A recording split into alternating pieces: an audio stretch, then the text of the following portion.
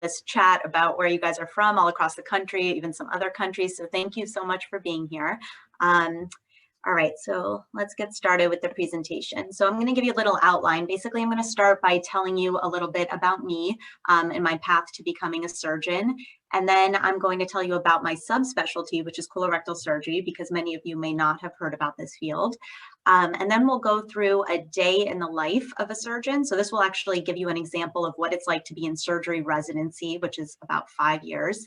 And then we'll play a little game, surgery, true or false. I like to do this because I know there are a lot of misconceptions with this field, and I want to show you that some of those may not actually be correct.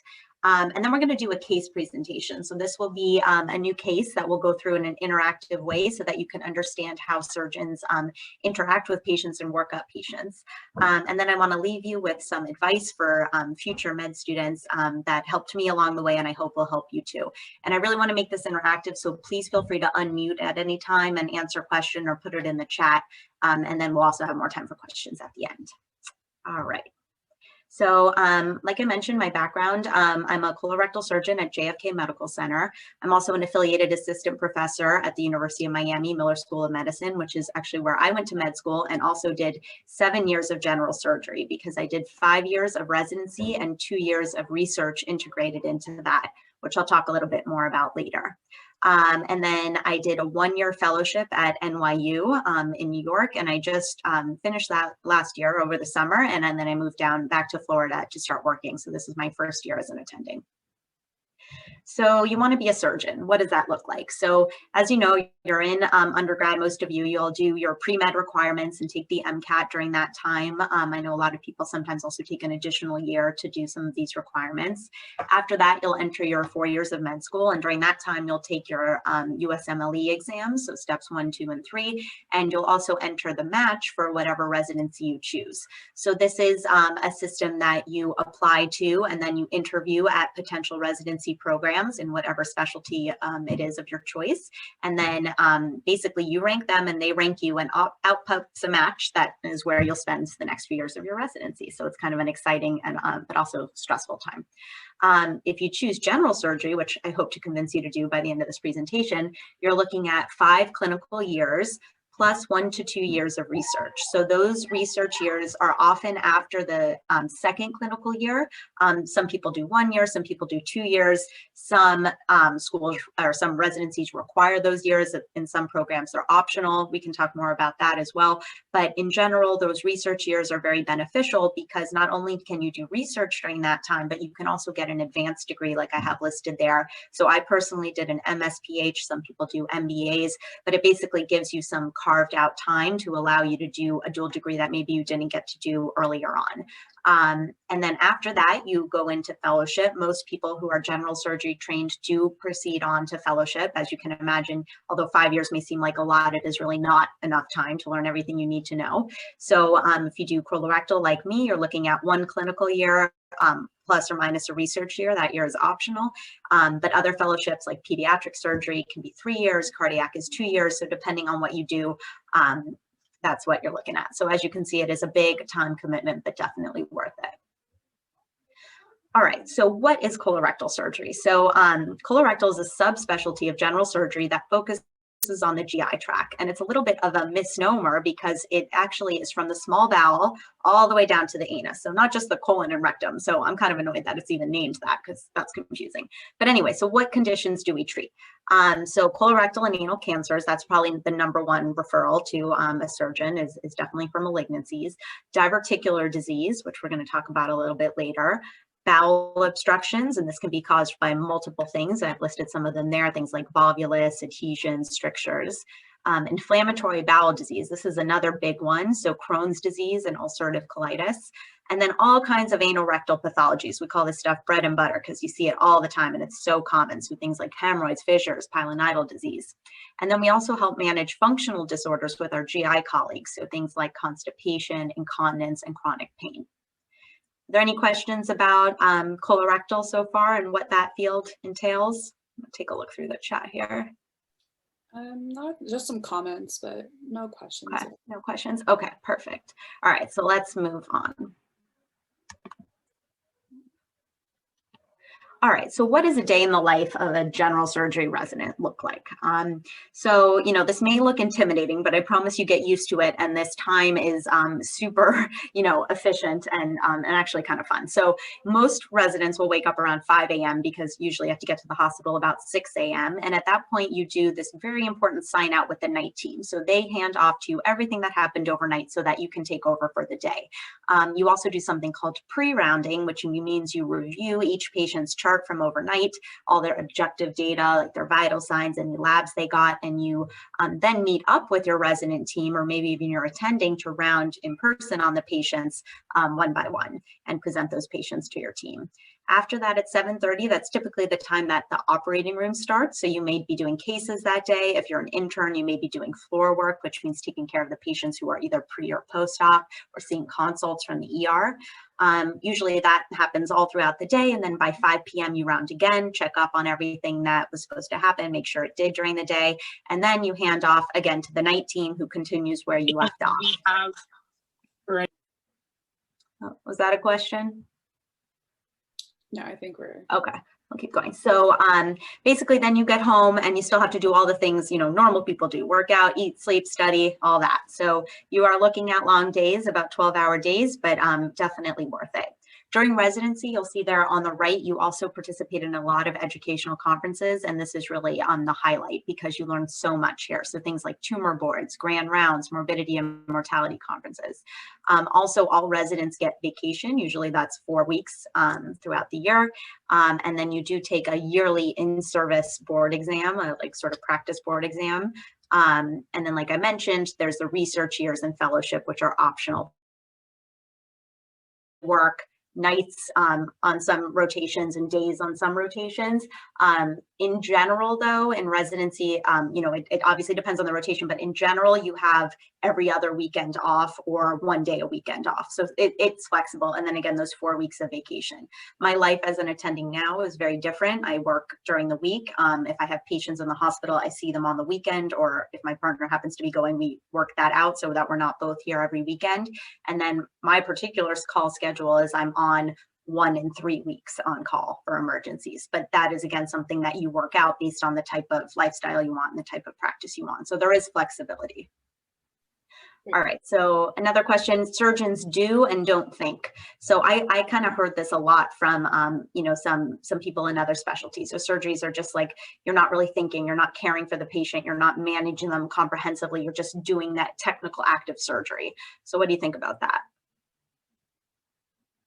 You'll see some falses. Yeah, so this is false. So this is something that I'm going to show you through this presentation, is that one of the things I love most about surgery is you really do care for the patient in the most comprehensive way. You handle all of their medical needs, plus their social needs, plus their actual surgical needs, and accomplish that technical application, surgery. And then you deal with everything after, for example, surveillance for their cancer or medical management after it's in their problem. So I'm going to show you that more through this presentation. All right, so just before we get into the case, I wanted to give you some tips. So how to make the most of your shadowing and clerkship experience. So this was advice that I received and I thought was really helpful. And what I recommend is that you go into each opportunity with an open mind and act like that is your first choice. So if you have the opportunity to shadow a dermatologist, you better make that dermatologist think all you want to do is dermatology, right? You're there to immerse yourself and get the most out of that experience. So even though it may not be your first choice, you should make the most of every opportunity. And along those lines, don't get pigeonholed. If you keep getting all of these opportunities in dermatology, but deep down in your heart, you want to be a gastroenterologist, make those opportunities for yourself, because you don't want to be pigeonholed just because you have, some great opportunity happened to come your way. And along those lines, take any and all opportunities, because you want to keep the doors open. So for example, if you get the chance to do research in orthopedics, you should do that research, even though you maybe want to do general surgery or a different topic. All of these opportunities and all of these experiences will help you in the end become, more well-rounded and have more, experience in general. And the last thing I wanted to say about that is be nice to everyone you meet, because the medical community is very small and you may never know if you're going to need to use those connections you made, and you don't want to burn any bridges. All right, so moving on to the more fun part, the clinical part of this presentation, how do surgeons work up patients? So patients with colorectal diagnoses can present to the clinic, or they can present in a more urgent setting like the emergency room, where you're really dealing with an emergent, unstable patient. And this is one of the fun things about this field.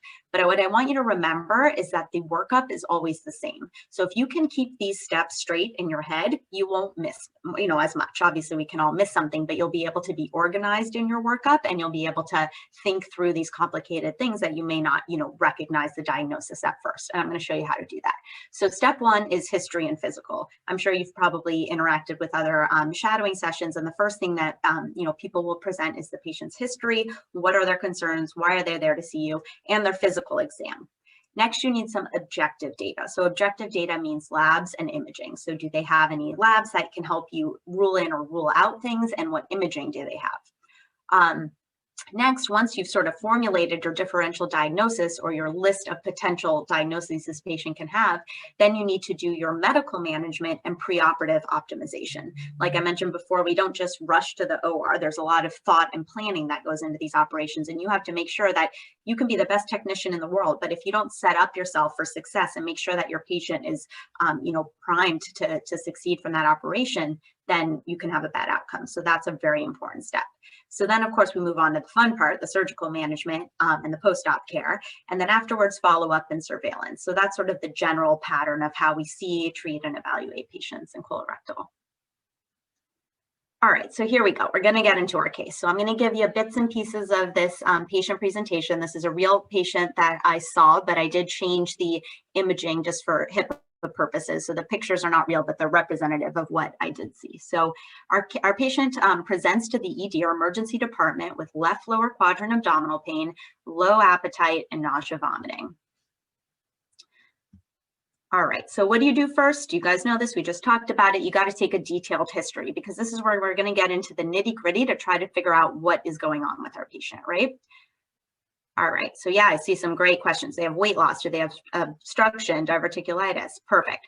So before we can, jump into these things, we want to ask and get more details about their history. So I don't know if you've seen these acronyms before, but it's called a sample history, and it kind of just helps you remember the key things of the history that you want to ask. So for example, symptoms, and we'll talk all about that in a second. Allergies, what medications the patients are on, any past history that may be pertinent. That includes things like, did they already have a surgery? Did they have a colonoscopy? Was there a trauma? All these different things. Last oral intake, what they last ate is important, and when, and any events that led to the present condition.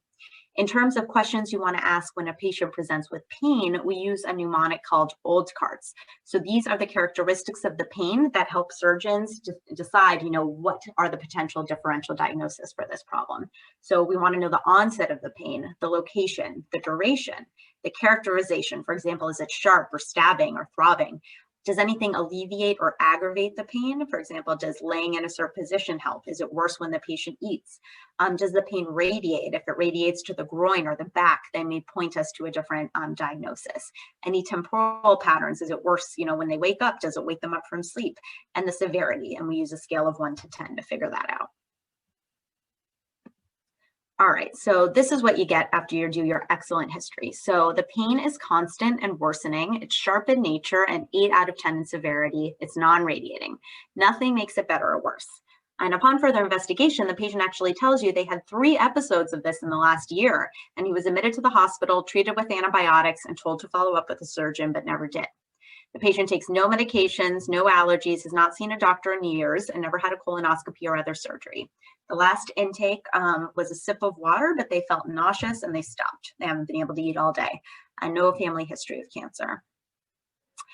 Any guarding or rebound? I see that question. So no, so guarding and rebound point us to a diagnosis of something called peritonitis, which means inflammation of the peritoneum or the lining of the abdominal cavity. And that is a concerning sign that something bad is going on. It could be a perforation.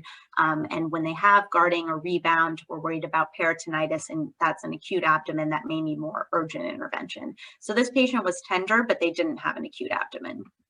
Great question. All right, so now we're going to move on to our physical exam. And does anyone know what is the first and most important part of the physical exam? Consent. Well, that's a good one. Usually, yeah, we don't consent, but that's a good point. Vital signs. Okay, I see a lot of people say that, and that is so true. And you would not believe how many like advanced med students and residents I work with that always forget this. Vital signs are the most important thing. That's why they're called vital. So the reason vital signs are important is because they tell us a lot about the present condition of the patient. So here we have the patient's vital signs. So that includes temperature, which is listed there, it's normal. The heart rate is 122, which is high, so that patient is tachycardic. The respiratory rate is normal, and the blood pressure is normal. Someone's also asking for O2 sat, that was normal in this patient too. So right now I'm looking at these vital signs, and I see an elevated heart rate. Can anyone tell me what that might point me to? What could be some causes of that in a patient with abdominal pain and an elevated heart rate? Yeah, shock, exactly. So by definition, when you have an elevated heart rate and a normal blood pressure, you're in stage 2 shock. Stress, that's absolutely true. They could just be very stressed and anxious because they're in the hospital. Anxiety, yeah, absolutely. So the elevated heart rate in a patient with abdominal pain usually is pain related. Someone just wrote that. It could be also dehydration because, yep, someone just wrote that too, dehydration or bleeding. So those would be the main things that we would worry about in that acute situation. So then you move on to your abdominal exam. The abdomen is distended and firm and tender to palpation. And like we mentioned, not peritonitic. All right, so what do you do next as part of your workup? So we need some objective data. We talked about that is labs and imaging. So I just listed a few of the pertinent labs here so you can kind of get a picture, but obviously we got a full set of labs for this patient. The white blood cell count, which points us to infection, was high, and the hemoglobin and hematocrit were normal. So I'm not too worried about bleeding at this point, but I am worried about infection or inflammation with that high white count. Also with patients who have been vomiting, we actually check the electrolytes because those can be deranged, and this is something we can correct. So in this case, they were normal. So the next thing we move on to is imaging. So does anyone know what kind of imaging this is? An X-ray, exactly. So this is a flat plate X-ray. We call it a KUB. Looking at the abdomen, and you may see here, actually this x-ray is pretty normal, but you can see the colon. So here you see the ascending colon, the transverse colon, you see the colon coming down. This is called the descending colon, the sigmoid, and out the rectum. So what I'm looking for, even though this x-ray is normal, it actually tells me a lot. Oops, sorry. It tells me that there's no obstruction, because if I thought there might be obstruction, then I would see maybe some big dilated loops, either of colon or small bowel. It also tells me that there's no free air. So something we look for is perforation of a viscus. If we're worried about that, we might see free air on the x-ray. So this x-ray is it doesn't give me a diagnosis, but it helps me rule out a few bad things. So anyone know what I need next? I'm going to need some more imaging to figure this out. What's usually our next go-to after the normal x-ray? A CT, you guys got it. Okay, perfect. So I got the CT, and I'll just show you a few cuts of that.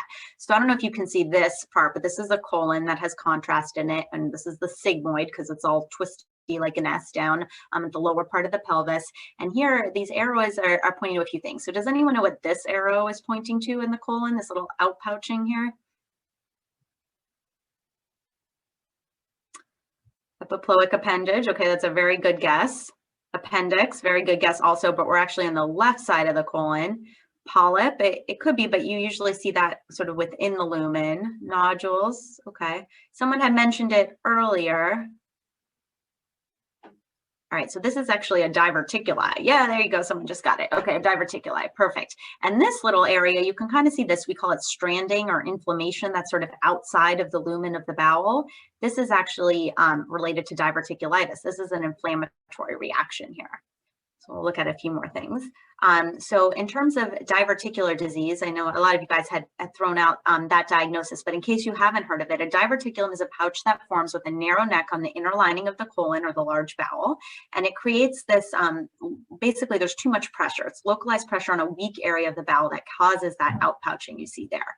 And it tends to develop later in life. The most common site for diverticuli is the lower part of the colon, and that just has to do with the weakening in the walls there. And when you have these diverticuli, we call that diverticulosis. So this is diverticular disease is the overarching name, and the fact that you have these outpouchings makes you have diverticulosis, which is different than diverticulitis. We'll talk about that. All right, so diverticulosis is actually very common. So research suggests that 35% of the US adults over 50 age 50 or younger have it, and 58% of those over age 60 have it. So that's huge. 10 to 25% of people with diverticulosis will develop diverticulitis. And it actually makes up for a huge percentage of hospital admissions a year, and therefore a lot of money for these hospitalizations. And that's why a lot of research has gone into trying to figure out how to minimize this and how to prevent it. All right, so again, here you can see that view. Basically, you have pressure starting on the inside, creates this outpouching in the colon that you saw there on the CT. So when one or more of these pouches become inflamed or infected, now we move from diverticulosis to diverticulitis. So here you can see, for example, these little pouches getting stool stuck in them and things like that. That's one of the reasons that they can get inflamed and infected and transition from diverticulosis to diverticulitis. All right, so why is diverticulitis a problem? So diverticulitis can basically result in nothing. Some people have diverticular disease and they don't even know, or they have a little pain and it's not a big deal. Or it can cause one of these severe complications, and this is really when we have to get involved as surgeons. Someone mentioned, how do you get diverticulitis in that question here? So that is not fully understood. That we do think that eating a high fiber diet helps prevent it, as it does with a lot of other colon pathologies, but some of it is genetics, some of it is diet. We don't know exactly what causes diverticular disease, but like I mentioned, it is very common. All right, so in terms of the complications, abscess, perforation, which means a hole in the bowel, peritonitis, like we mentioned, when that inflammation can irritate the peritoneal lining, fistula. Does anyone know what a fistula is? Basically, a fistula is a connection between two organs. Oh yeah, you guys got it. Hole between two organs. Yeah, a connection between two things that shouldn't be connected. So the sigmoid colon, for example, is right near the bladder and right near the vagina, and it can fistulize to those organs. And as you can imagine, you wouldn't want your stool to come out through your bladder or through your vagina. So that can be a big problem. And these are all indications for when surgery would be required. It can also cause obstruction. You can have such severe diverticular disease that that inflammation scars down and strictures and you get a bowel obstruction. And of course, diverticuli can bleed, and that bleeding often requires or sometimes requires surgery. Love all your answers. You guys are on top of it. Okay, so this is a grading system. I just wanted to show you. There actually are some modifications to this that are a little more complex, but just so you get the idea, we use this classification Vinci score for the complicated diverticulitis. And basically, it sort of helps us kind of monitor and determine treatment for patients with complicated diverticulitis. So Vinci 1 is when you have this localized pericolic abscess. Usually this can be treated just with antibiotics. Vinci 2 is when you have a larger abscess. Sometimes we need to drain this by interventional radiology, which I'm going to show you in a second. Vinci 3 is once it perforates, and depending on the patient's stability, this is a patient that may need urgent surgical intervention. And Vinci 4 is free perforation with stool all over the belly, and that would require also emergent surgery. And I'm going to tell you why this is a problem in a minute.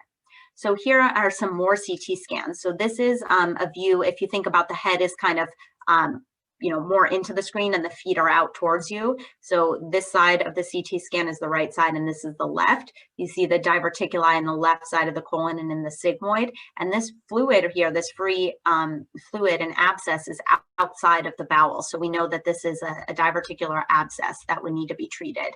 And here's another example. This view is now looked through like, the patient cut down the middle through the head, for example. And you can see this abscess in the pelvis. And does anybody know what this white thing is that's inside this abscess?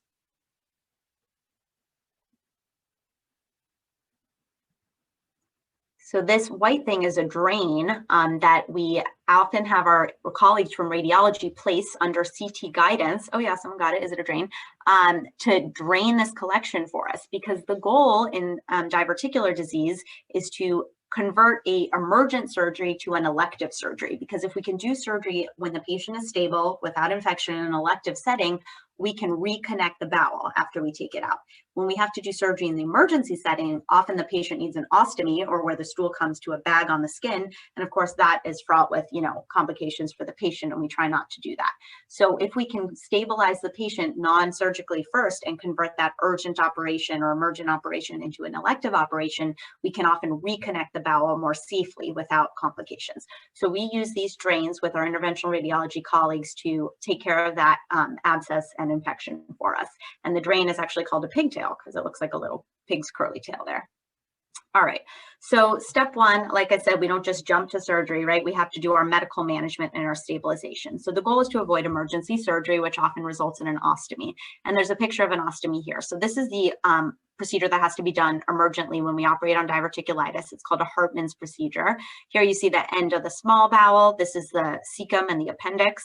Ascending colon, transverse, and descending, and now the colon is coming up to a bag on the skin, and the sigmoid, which would be in this intervening segment, has been cut out, and this is like the rectal stump that we leave. So now the patient will require a second operation to connect this to this, and this is if we have to operate in the urgent setting.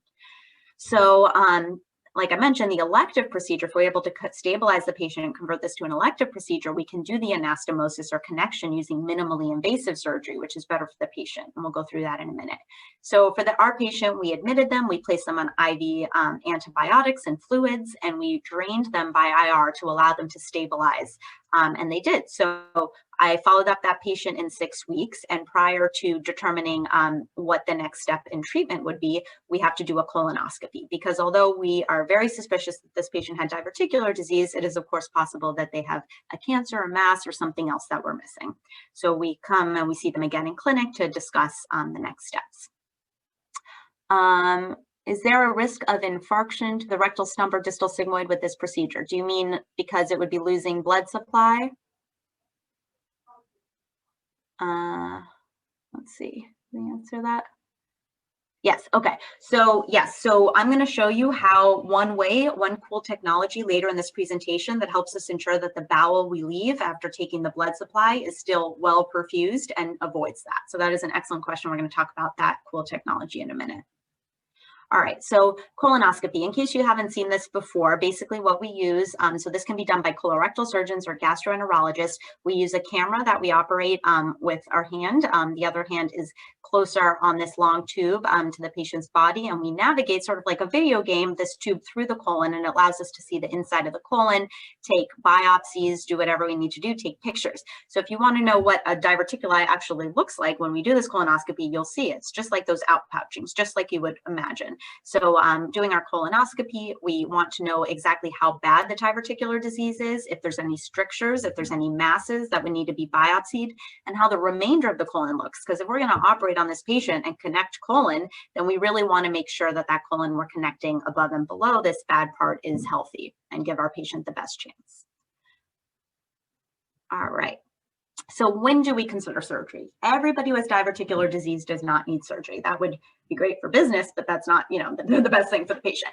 So we have to really individualize this to the patient and work on this sort of risk benefit discussion, which is pretty much involved with any surgical decision making. So it used to be that people would say, oh, after a few admissions with diverticular disease, a patient will definitely need surgery. And that is no longer the case. We now know that there are certain circumstances or complications such as bleeding, obstruction, or fistula where the patients really do need surgery. But if it's just recurrent episodes of diverticular disease, you really have to individualize that to the patient where they understand the risks and benefits and alternatives and make that decision for themselves. So in terms of surgical technique, like I mentioned, we are trying to convert that emergency operation into an elective operation so that we can use minimally invasive surgery, which has been shown to be easier for us in some ways because we have better visualization and better instruments, but also better for the patient because they have quicker recovery, less pain, less risk of ileus or slowing down of the bowel after surgery. So have you guys seen the Da Vinci robot before? This is a picture of that setup. So like you can see here, we have these instruments that are basically at the patient, inside the patient's belly with an assistant at the bedside, and the surgeon sits here remotely away from the patient and operates that through this robot. So you're looking through a viewer here where you see very clearly in really nice 3D view inside the belly, and then using just your two hands, you can operate all of these instruments and have a really good range of motion or articulation to get into the small areas of the pelvis where the sigmoid colon lives and is otherwise hard to kind of get to. So this kind of technique, so using either robotic or even laparoscopic, helps us accomplish these surgeries in a minimally invasive fashion, which results in the patient having better outcomes, less length of stay in the hospital, less pain, all that. So you can see why doing a big open surgery in an emergency would be, less advantageous than this. All right, so again, some more pictures of the robot. So again, a closer view, you can see the instruments inside ports, which we place inside the belly. And then we're targeting our anatomy to the sigmoid colon, which is this part of the colon. And we're gonna remove that and connect our new clean edges together. Does anyone know how we connect the bowel ends together? Can you think of any ways we might do that as surgeons?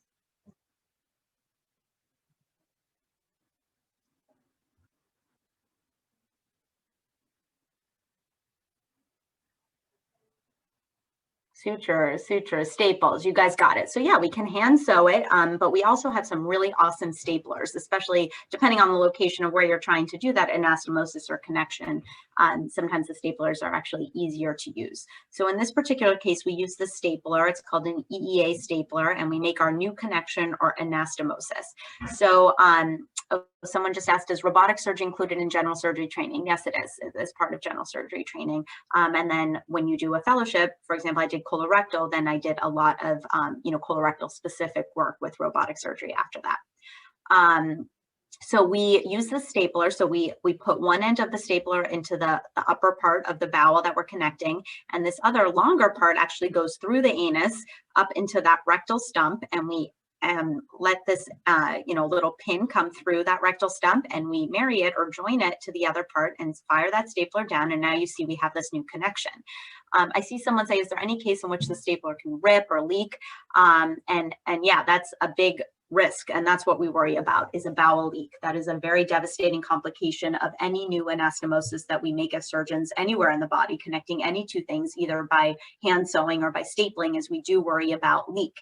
And there are risk factors for leak and ways that we prevent leak. And so that is part of our thought process when we try to optimize the patient pre-op. So for example, we know certain things contribute to leak, like smoking, malnutrition, whether or not the bowel had PrEP or antibiotics, things like that. If there's a big mismatch in size, if there's poor blood supply, all of these things are factors that we try to address pre-op, because yes, a leak is a devastating complication that we want to avoid. The leak rate is about 5% for most colorectal operations, so it's not insignificant. All right, so I want to show you some cool technology because you guys asked about this, especially with the blood supply to the bowel. So one thing that we can use in robotic surgery is called indocyanine green fluorescence, or ICG. And we can do two cool things that help me with colorectal operations with this. I want you to look at this first picture. Here it kind of is hard. You don't really see anything. This tissue all looks the same.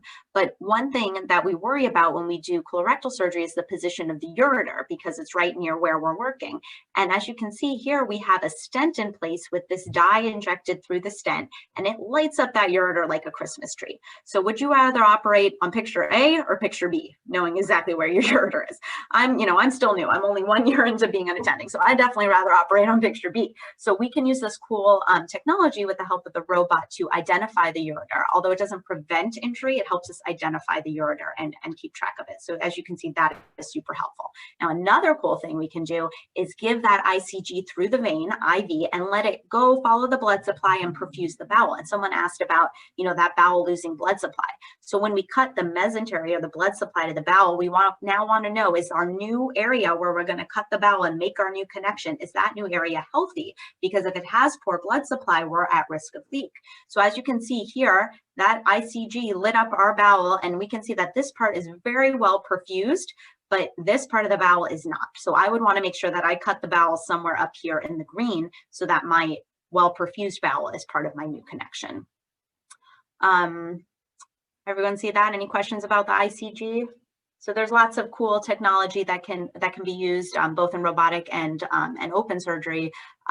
This is one thing that I think is very enhanced with robotic surgery because we just have such good visualization. There was a couple of people who asked how, what percentage of your surgeries or in colorectal in general are robotic surgeries? Yeah, so that definitely depends on the surgery. Right now, if it's an elective operation, my first choice is to always do it robotically. Because I'm new, most of my consults that I get are emergent patients in the hospital, things like bowel obstructions, things like that, that require open surgery because the bowel is very dilated and it would be dangerous to enter laparoscopically without, good visualization. But yes, ideally, if all factors being equal, then yes, I try to do everything robotically. And that is usually the trend now because most people are trained in robotics and it does help with these surgeries. In certain procedures, laparoscopic and robotic haven't been shown to, make things easier or better. So in those cases, it's really the surgeon preference. But I find in colorectal surgery, when you're working deep in the pelvis, anything for like sigmoid or rectum, then robotics really does make a difference because it just helps us reach that area better. But there's definitely different trains of thought on that. So someone asked, do you think in the future open surgery will be obsolete? Unfortunately, no, because we still have so many emergencies and so many situations in which it would be unsafe to do robotically. Like I mentioned, if the bowel is very dilated, if the patient has a contraindication to having insufflation, for example, they have bad heart disease or lung disease and they can't tolerate that air inside the belly like that. It also takes longer often. So, if a patient is unstable, we don't want to keep them on the table longer. We have to think about all these factors as surgeons and, risk benefit for each different thing. All right. So, sorry, I passed that slide. So I just want to show you what the actual specimen would look like that we took out. So as you could see, this colon looks thickened, unhealthy. You see the diverticuli here. If you cut it open, you would see that sort of same view we saw in endoscopy with all these outpouchings. So that colon was pretty sick. It definitely had to go. All right, so post-op care. So this patient gets admitted to the floor. We actually start them on a liquid diet right away, treat their pain, and we make them get out of bed and moving to help wake up the bowel. And one thing I love about robotic surgery is that the patients get to go home pretty early because their pain is so much less than usual. So this patient actually went home 3 days after this operation. All right, so did I convince you yet? So people always ask why I chose colorectal surgery. It seems like, maybe a strange choice. We're dealing with poop and GI tract, and it's not maybe as elegant as like heart surgery or different things. So colorectal surgeons have advanced training in taking care of patients with a huge variety of disorders. And really the variety is what drew me to this field. So like I mentioned, it's a misnomer because we don't just take care of the colon and rectum, we also take care of small bowel things. And Crohn's disease, ulcerative colitis, diverticulitis, all kinds of cancers, large and small bowel obstructions, and benign anorectal problems, malignant anorectal problems, fistulas, fissures, hemorrhoids, the list goes on and on. But what I love is the variety, and not only in the variety of diagnoses, but the variety of patients. As you can imagine, with these diagnoses, we're treating people young, old, Crohn's and IBD patients usually often in their, early 30s. Cancer patients may be older. Some of these diseases are chronic, something you get to follow the patients almost like a primary care doctor, the IBD patients, for example, or the cancer patients where you get to surveil them over years. So this is unique from, certain aspects of general surgery, for example, as you do get that chronic relationship. And then I think, like I mentioned, the coolest thing is also the variety in techniques. So we use minimally invasive things. We use the robot, like I showed you. We even do transanal and endoscopic surgeries, which we didn't have time to talk about. But what's really cool is that the patients with this new technology, patients often recover quickly and with less pain.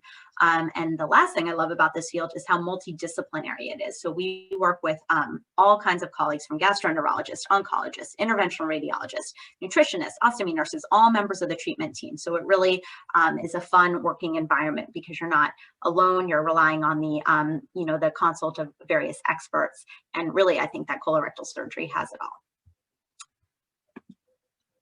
All right, so I wanted to also show you a few more pictures before I leave you with advice. So this is a robotic case. What's also cool about the robot is we have a double console, which is great for teaching. If you have a student or a resident in the room, you can also have them look and work simultaneously with you, passing the instruments back and forth. This is us doing another procedure that's pretty cool for fecal incontinence. It's called the Interstem placement, and it's sacral nerve modulation. We basically use a wire connected to an electrode that can stimulate the sacral nerves and help patients with fecal incontinence or constipation. And we put this under fluoroscopic guidance. So that's a technique that often vascular surgeons use. So as you can see, there's huge variety. Pretty fun to do, a big variety of things, not just doing the same thing, not robotic case after robotic case. There's a lot of variety. And then also, This is me just doing an open surgery. So like I mentioned, lots of options. So before I open it up to more questions, I wanted to leave you with some advice for those of you who will be starting med school, in the next year or two. So, as you know, med school is a very overwhelming thing when you think about everything you have to go through to get to the point where I am, for example. It's intimidating and terrifying, but it's also exciting, inspiring, and a huge privilege. So I want you to remember that. And I also want you to remember that if you made it that far, which I know you will, you deserve to be there, and you really have everything you need to succeed. And I received, the advice I'm going to share with you from various mentors, and it really helped me. So I hope you will think about these things as you're moving through this journey.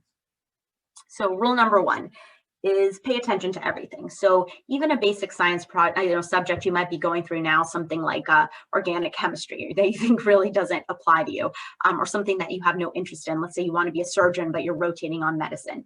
You need to pay attention to everything, because all these years are going to fly by, and you owe it to your future patients to get the most out of all of those learning opportunities. I can't tell you how many times I treat a patient and I'm like, oh, I wish I paid more attention when I was learning about that diabetes med. Like, can I interact it with this? I don't remember. I have to look it up. So, all opportunities are important, like I mentioned before. Rule number two is find mentors. So mentorship doesn't necessarily have to be in a formal capacity. It doesn't have to be like an arranged thing through your school. And it doesn't have to be just one person. You should find people you want to emulate in all aspects of your personal life and your career. There were some surgeons that I admired and looked up to as a mentor for how incredible they were as a diagnostician, as a technician, but I couldn't stand the way they treated other people or treated their family. They were not my mentor in that capacity. And there were other people who I was enamored by, the amazing relationships they had with their family and friends, and they were a mentor to me in that aspect. So the goal in having mentors is to not waste time recreating the wheel. You want to see what worked for other people and how you can make it work for you. Just to throw it in there too, I'm actually currently, my partner who I work with now was a mentor to me since I was a medical student. So she actually came on as a new attending when I was a third-year med student at University of Miami. We overlapped for a few years when I was a resident there and she was a junior attending. And then she moved up here to become the general surgery program director, and I rejoined her after fellowship. So like I mentioned, those relationships you build over time, you never know how they're going to come back. Obviously, I didn't know I was going to go into colorectal at the point that I met her initially. So rule number three is work a little harder than everyone else, but don't be competitive except for with yourself, and don't expect to be recognized for it. I can't emphasize this enough, because if you are constantly comparing yourself to someone else, it's only going to hurt you. It's only going to create anxiety for you and make you feel bad. Really, the only competition you should have is with yourself, and to be better and do better than you are currently doing. And also don't seek credit, because this is also something I had to get over. You may think you're working so hard and nobody's noticing, but people will notice. And really the important thing is that you know that you're doing the right thing and doing everything you have to do to get to where you need to be. Rule number four is be flexible. So for example, if your study strategy isn't working, or your life takes you on a different path and you thought you were going to do one thing and now you're going to do something else, you can adapt. You can, embrace those like hiccups along the way and change the way you do things to get to where you need to be. You don't have to be so rigid. And rule number five, keep your eye on the prize. So don't think of medical school or residency as something you have to get through. I had a lot of friends who were like this. No, I'm not going to have kids till I'm done with residency. I'm not going to pursue this until I'm done with that, and blah, blah, blah. The best advice I ever had is just, kind of live each moment. Like, this is your life. This is the prime of your life. And don't put off opportunities that may come if you meet the right person. If you want to have a kid, you'll make it all work. You just have to kind of enjoy that process, and don't see each challenge as something you have to get through. Just see it as, your life. It's a daily thing you're working towards. So I want to thank you guys again. I'll definitely open up to questions. I wanted to let you know that a few months ago, I started my Instagram page. I'm trying to share, fun facts about colorectal, get everybody excited about colorectal and general surgery.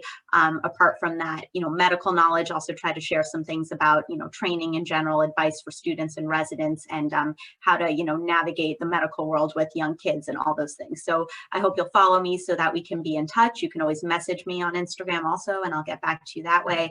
And I'll open it up to any more questions you guys have. Thank you so much, Dr. Ray. This was such an amazing session. You can see the chat right now. It's just amazing praise. So there was a question that was just repeated, and it was asked earlier about kind of like as a female in not only surgery, but colorectal surgery, what that kind of looked like in your experience, if you ever faced struggles in that aspect. Yeah, so I actually posted something about this on my Instagram yesterday. So it was, Female Physician Day, and there was a statistic that they did a poll of general surgery residents, and 65% of females said that they had some sort of discrimination. I kind of look at that a different way. I try not to, although I do think that there is some bias, and that sometimes there may be discrimination from older male surgeons, for example, or patients who traditionally picture their surgeon as a male. I try to see it in a way as like an opportunity for me. So I don't let it be a limitation. I try to block it out of my head as even something that exists. And I compare myself not to other women or whatever. I see myself as a surgeon, and I don't make that,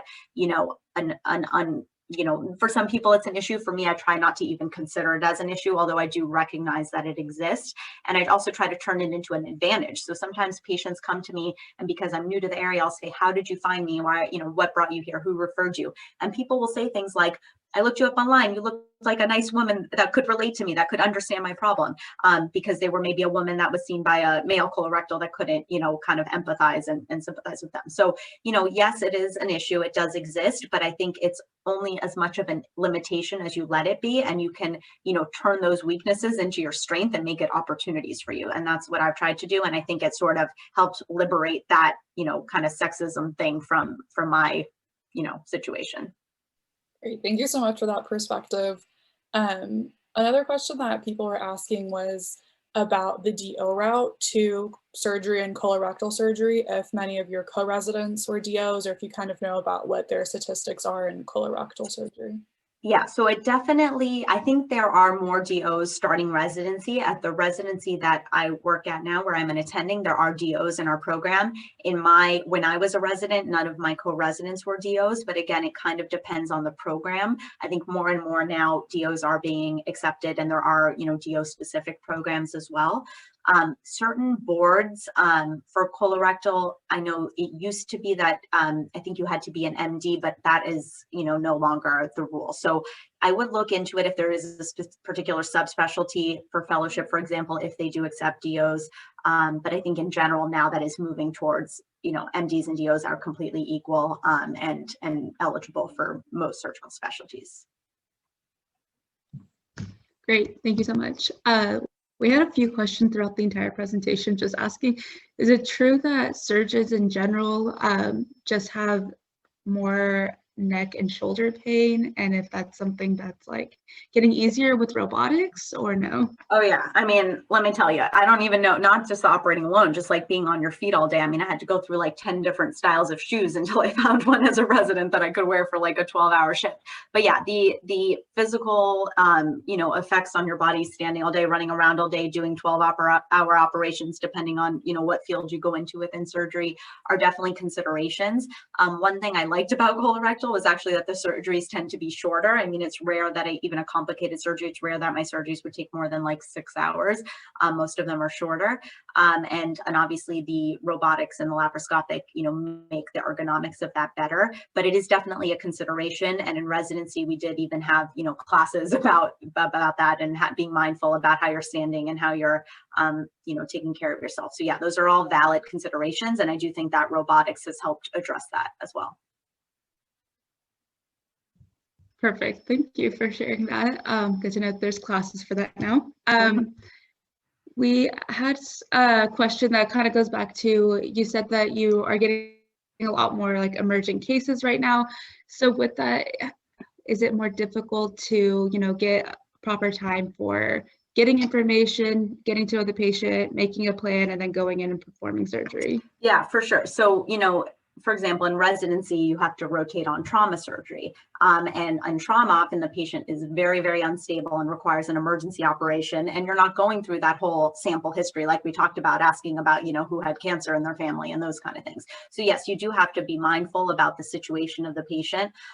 Usually when I go to interview a patient, the first thing I do is eyeball their vital signs before I even talk to them. I kind of go a little bit out of order just to make sure, like, do I have time to waste here? If I see that their heart rate is 150 and their blood pressure is 80/60, I'm not going to be standing there chit-chatting and getting their whole history before I go to the money, right? And figure out, does this patient need an emergent operation? So yeah, that's something that you definitely learn with time. But in general, you should try to stick to that order and get enough history that you can make sure you're not misdiagnosing the patient because you were rushing, for example. Great, thank you for answering that question for us. There was a private message in the chat, and we kind of talked about this before this session started, but someone asked what shadowing looks like in your capacity now, and I think this was kind of more personal, but like if someone were in your area, would they be able to shadow you, or what does shadowing look like in your office currently? Yeah, I mean, that is something I'd have to look into. I know as of at least like a month ago, the hospital wasn't allowing any shadowing to happen because of COVID. Even the med students are on like limited, rotations and things like that. But definitely I'm hoping that opens back up in the future. I know it's really hard for you guys to, see all these different fields and get the most of these opportunities and the experiences you need to talk about these things during your interviews and all that. I get it. But, hopefully we're approaching the end of this. Yeah, thank you. Kind of going back to, you mentioned you work a lot with other specialties, and there were several people asking how often you work with PAs or NPs and other providers. Yeah, for sure. So we have an NP in our office. So she sees patients with us in clinic every day. When I was at NYU for fellowships, we had PAs that worked with the residents and the fellows on the floor. They managed, actually, we worked with them both outpatient and inpatient, but we had lots of PAs on our team who took care of the patients on the floor while we were in the OR. So we would round with them, for example, in the morning, go do the surgeries, come back in the afternoon, round with them again. They'd give us all the updates from the day. And yes, I definitely think PAs and NPs are a huge asset to physicians and complement each other very well. Great, thank you so much. This is a kind of fun question, but is there anything that you've done, or is it something that we could put into practice now to practice like your manual dexterity? We've heard like crocheting and knitting and stuff, but is there anything? So this is something that I should have put this as a true or false, because this is something I was like worried about too as a med student or resident. I was like, I can't even paint my nails. Like I can't use my left hand to paint my right hand. Is that going to be a problem for anybody? Like I actually thought about that one day. I really can't do that. It is not. I still can't paint my right hand with my left hand. I think that residency is that many years for a reason. You start in my residency program, actually each intern spent a month in a skills lab where you learned what the correct way is to hold the instruments, how to tie knots, all of these things. So, residencies obviously recognize that, and people come in with different levels of skill. But, you may find as you're progressing through residency that you're not really great at minimally invasive. Like you can't get that hand-eye coordination thing. Like you have to actually be touching the tissue. My best friend in residency was like that, and he went into trauma for that reason, because they don't use minimally invasive surgery in trauma. So, it definitely is something to consider. And you'll kind of discover that as you go along the path. But trust me, there is no one who is unteachable. So only bad teachers. No one is actually unteachable, and you can get there if that's what you want to be. Awesome. Thank you for debunking that myth. I guess we can wrap up with one last question. As we did talk about this a little bit, but as we're in this very weird time where we're not getting that many opportunities, and it's a weird time with COVID and not knowing when anything's going to go back to normal, do you have any last piece of advice for us as pre-med, PA, post-bac students trying to navigate? Yeah, I mean, I think you guys are all doing a great job, hitting all those rules that I suggested, like being flexible and adaptable and shifting your path. Again, I wouldn't, stress too much about it. I would just remember that everybody is in the same boat. The world has obviously changed, and that residencies and med schools and everybody understands that. And, I can tell that by you guys being here, you're already, being assertive and doing everything you need to do to try to make the most of those experiences. So I would just, keep doing all those things, take all those opportunities, but just don't stress too much. It's going to work out, and everybody is having to adjust the way they do things. Thank you so much, Dr. Ray. We love this presentation. We all learned so much, and your advice was awesome. Oh, awesome. Well, it's been really fun. Thank you guys for being so interactive and for the great questions. Again, feel free to message me on Instagram. I'll try to get back to you. And just a little shout out, because next month, March is Colon Cancer Awareness Month, a very important month to help us, spread awareness about colorectal cancers. And I'll share some fun facts about that at that time. But again, thank you guys. This was great. Thank you. Have a great rest of your day. Bye. Bye. Okay, and then Yaz